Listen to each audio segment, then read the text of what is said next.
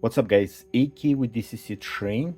Quick update on FEF USA Trains locomotive using MS 990K ZMO decoder. Okay, so now I'm trying to figure out connection for the cam for synchronization.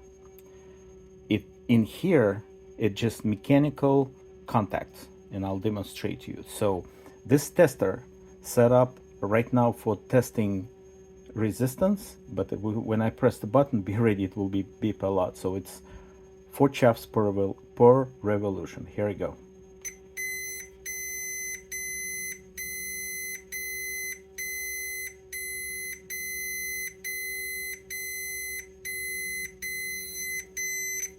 Yeah, it's loud. Anyway, so that's how it's sending the message to the synchronization device.